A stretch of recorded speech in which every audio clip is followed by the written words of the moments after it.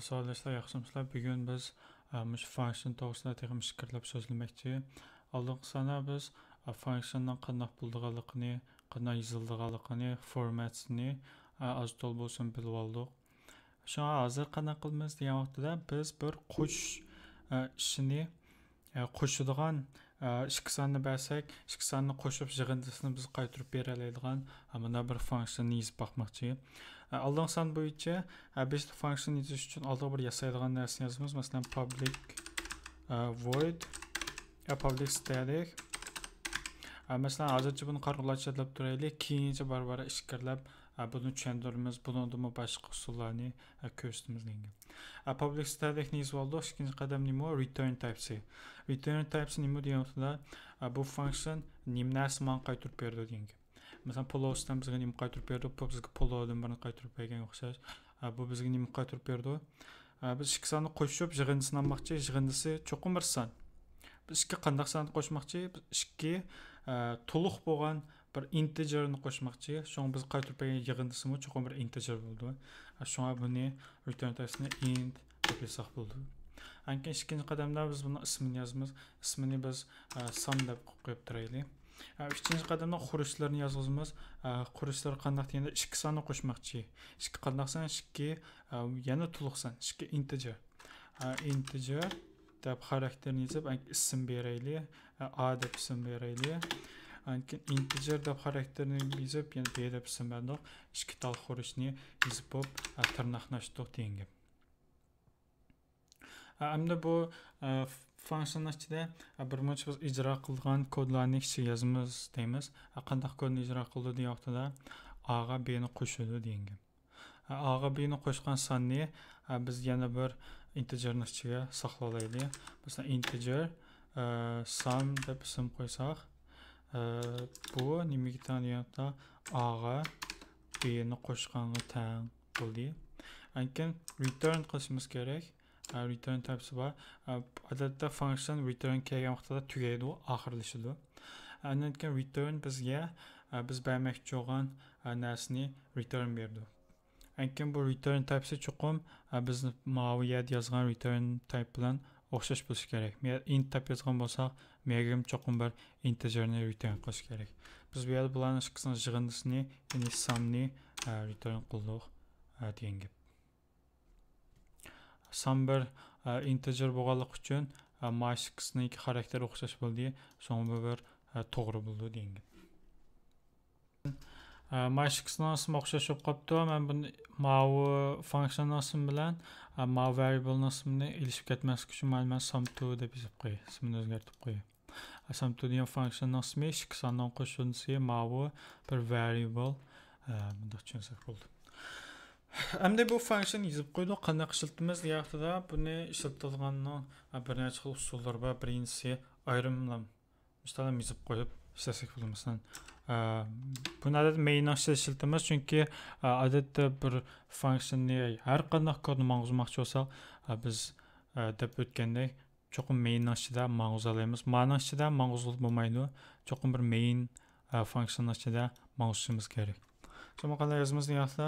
Sum2 deb men chiqarib berdi. Ikkita integer ketadi deb biz birinchisiga 10 deb beraylik, ikkinchisiga 20 deb beraylik. Demak, men chiqibdi. A ga 10 ni berdik, B ga 20 ni berdik degan. Mashga bergan xurishimiz.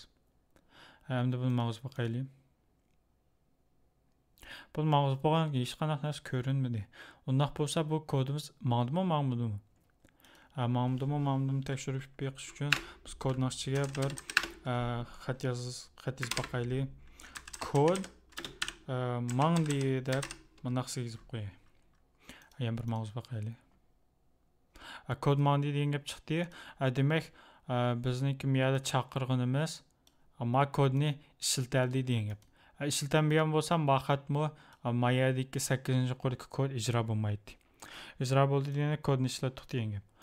Undaq bo'lsa biz bu yerga sumni qilmoqchi, yig'indisini qanday ko'ramiz degan holatda yig'indisini biz udullam print qilib chiqarsak bo'ldi. Masalan, isot deb hamishaga udul funksionni udul yozib qo'ysak, yig'indisini bizga print qilib chiqarib berdi. Masalan, 30 deb. va yoki bundaq yozmasak, agar buni print qilib chiqarmasakmi, biz oyoq degandek return bu bir sumni return qilib berdi, boshqalar ishlasin deb. Buni biz bir odam berishimiz kerak. Buni qanaqadan berishimiz kerak? Integer bo'lgandan keyin cho'qim bir integerga berishimiz kerak. Masalan, men o'zimiz bir integerni qo'shib, masalan c deb integerni qo'shgan bo'lsa, bu nimaga teng? Bu mav function return qilgan narsaga teng degan gap bo'ldi. Sonra buni uddalam sum2 10 20 deb yozib qo'ysak, hozir mana shu ikkisiningki yig'indisi c degan narsaga saqlanib qoldi. Endi biz udda c ni esat qilib baqsaq 30 degan xatni yani ko'ra olamiz degan. Endi shundoq ishlasak bo'ldi. Agar print qilmoqchi bo'lsak, shundoq print qilsak bo'ldi. Agar boshqa odamga başqa songa, boshqa integerga bersak ham bo'ldi, yoki ayrim qilsak ham bo'ldi, ayrim ishlasak ham bo'ldi degan gap. Endi undaq bo'lsa, bu jarayonda nima ishlar yuz berdi degan vaqtda, beshida biz miyada insi sum2 deb chaqirdik. Sum2 deb chaqirgandan keyin ama kod ijro bo'lib kelib 3-quruq gap sum2 ni ko'rdi, sum2 ni izlaydi. Izlab miya topdi, sum2 da function barga, bir integerga deb ikkinchi qadamda xurchini izlaydi. Qanday parametr berdi deb. Bu qaysi parametrni beribdi? A ning o'rniga 10 ni beribdi. B ning o'rniga 20 ni beribdi. Miyada yozgan 10, miya ning o'rniga keldi. Miyada yozgan 20, B ning o'rniga keldi. Andan keyin 3-chi qadamda ma funksionni ichiga kirmiz. 9-chi qadamga ijro bo'lib keldi. System kod mandi degan xatni chiqarib berdi. Bu chiqarib bo'lgandan keyin 10-quruq keldi. Int sumdan birini variabledan birini qurib, A bilan B ni qo'shib, yig'indisini sum degan variablening ichida saqlaydi. A ga B ni qo'shsa, 10 ga 20 ni qo'shsa degan gap 30 degan gap sumning ichida saqlanib qoldi. Andan keyin 3-chi qadamda return sum, ya'ni sumni qaytarib berdi. Sum ma'vu hozir butun bir qor sumningki qiymati, ya'ni 30 degan sum bo'ldi. Demakchi o'g'limiz int c ni 30 ga teng qildik degan gap. Andan keyin biz c ni print qilib chiqarsak 30 degan son chiqadi. Hamiyat ko'rsak, mana kod mandiyim chiqdi, 30 mi chiqdi degan gap. Mana bu kodning ijro qilish tartibi. Anki yana bir nuqta nima deganda, barliq funksiyonlar bunday parametr talab qilmaydi, ya'ni xurish talab qilmaydi. Masalan, ba'zan funksiyonlar xurish bermasakmi, hech narsa bermasakmi, o'zi bizga bir narsalarni chiqarib beradi. Masalan, hozir menga bir public static void print deb bir funksiyon chiqarsa, print 10 deylik. Print 10 deb hech qanday xurish bermadik. Bu funksiyon nima ish qilsin desak, bir loop berib ma gapni 10 qatim print qilib berilgan funksiyonni birini yozdik. Bu funksiyonga hech qanday xurish ketmadi. Hech qanday bir narsa bermasakmi, bu yana o'zi ma'ni print qilib chiqara oladi. Miyaga yozib baqsaq, masalan, buni chaqirib baqsaq, print 10 hech qanday parametr ketmaydi. Buni ma'lum qilib o'zligidan menib ketdik parametr beramiz. Shunga o'xshash ba'zan vaqtlarda parametr ketadi, ba'zan vaqtlarda ahvol qarab parametr bermasakmi o'z ma'laydi degan gap. Yana bir deydigan gap, ba'zanlarningki return ma funksiyonga misol qilsak, buningki return deb yozmadik. Nima ish yozmadik deganda, buni return typesi void, ya'ni bu hech qanday narsani biz qaytarib bermaydi degan gap. Ba'zan funksiyonlar bor, masalan, ma funksiyon nima deb berdik deganda, bu funksiyonga bergan talab, masalan, ikkisini berma, sen menga yig'indisini qaytarib ber deb talab qildik. Shunga bizga yig'indisini qaytarib berdi. Shunga buni returns bor, return typesi int. Ma'noni undaq talab qildik, biz faqat men bir narsa bermasang bo'ldi, o'zing bilan o'zing ma gapni print qilib bersanglar bo'ldi degan gap. Odatda ko'pincha ahvollarda print function, void function bo'ldi, return typesi void bo'ldi deb tushunsanlar bo'ldi. Yana birisi buniki nazariya jihatdan aytganda, bu hech qanday bir narsani bizga qaytarib bermadi. Shunga bu void return type bo'ldi. Bizga return deb bir narsani oqqa qo'shib qo'ymaymiz. Anki yana bir farqi, masalan, mau bizga bir narsani return qilib berdi.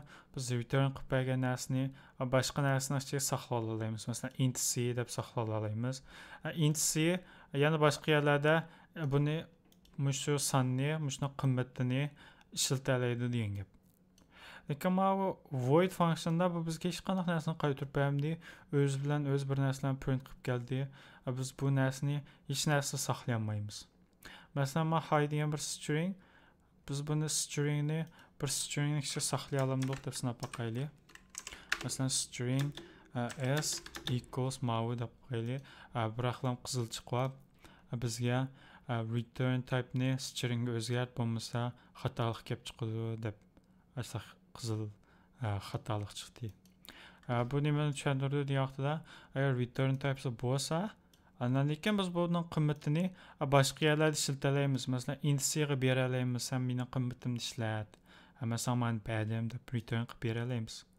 Lekin void funksiyonlarda return bo'lmaganligi uchun hech kim bir narsa bermaydi. O'zining ishini o'zi qildi degan bo'lganligi uchun string s ga hech narsani berolmaydi. degan gap. Onun ustiga buni printning ichiga ishlatamaymiz. Chunki bu o'zining ichida bir print bor. Agar mana ichiga mundaqcha yozib qo'ysak, yana qizil chiqib, xatolik chiqadi. Buning birmuncha o'xshaydigan usullar borki, hammasi masalan return typesini o'zgart, degandek gaplar. Make print and return boolean yoki character array degandek buni return typesini o'zgarsang, ankin print qilib chiqara olaysan deydi. Lekin meniki return types bo'lmagandan keyin, bir narsani return qilmagandan keyin metodol return deb yoza olmaymiz.